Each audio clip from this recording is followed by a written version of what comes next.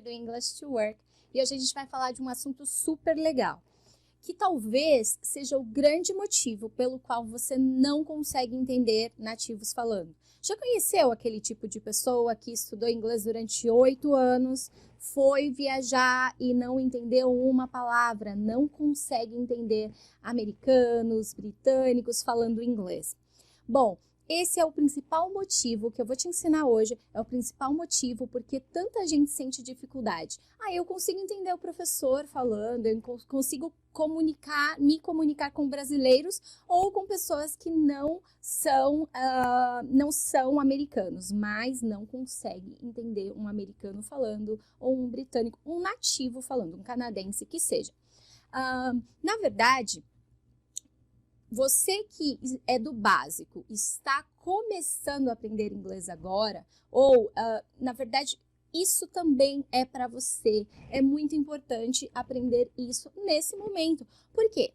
Porque se você deixar para você aprender isso lá quando você estiver no avançado, vai demorar para você entender mais e eu acho que também é perda de tempo, sabe? Por que você já não vai treinando o seu ouvido para você entender o inglês nativo desde agora? Então, presta atenção nessa aula que a gente vai aprender de uma vez por todas. Eu vou dar uma dica para vocês de como vocês podem realmente entender nativos, tá bom? E o que a gente vai falar hoje se chama Connected Speech. Connected Speech. O que é isso?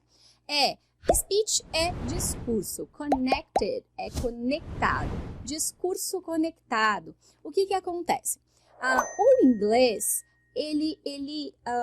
eu acho que diferente do português, porque no português eu acho que a gente não faz isso, ele conecta uma letra de uma palavra à letra de outra palavra, tá? A título de curiosidade, no francês eles também fazem isso.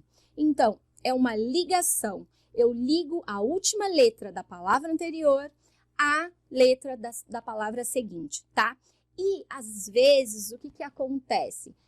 Essa junção muda o som da palavra, o som das letras, tá? Eu vou te explicar, é um pouquinho confuso, né? Eu vou te explicar melhor aqui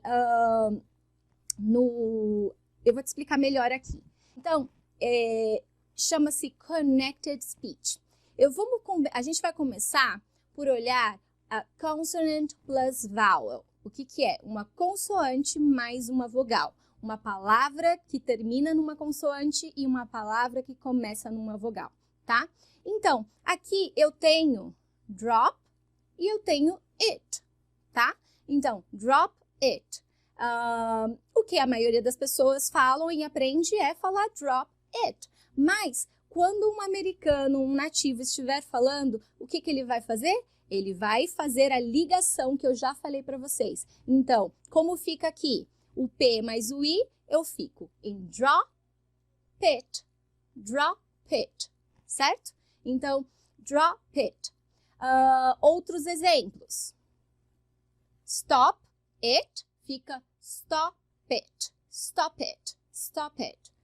ok? Out of. Ao invés de falar out of, eu junto T mais o O. E lembra que eu já falei em algumas outras aulas que eu junto T mais o R, né? E ele fica com som de R no inglês americano. Desculpa, T mais o O, o T mais alguma vogal. E ele fica com som de R em inglês americano. Então, aqui ao invés de falar out of, eu falo out of. Out of, ok? Muito bem.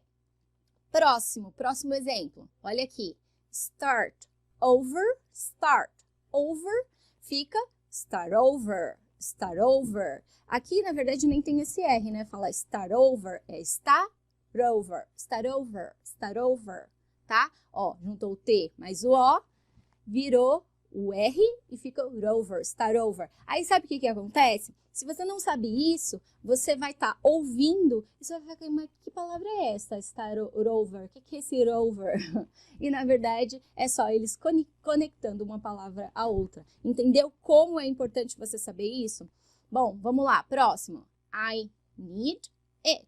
Fica I need it, I need it, I need it, certo? O DI fica o D, need it.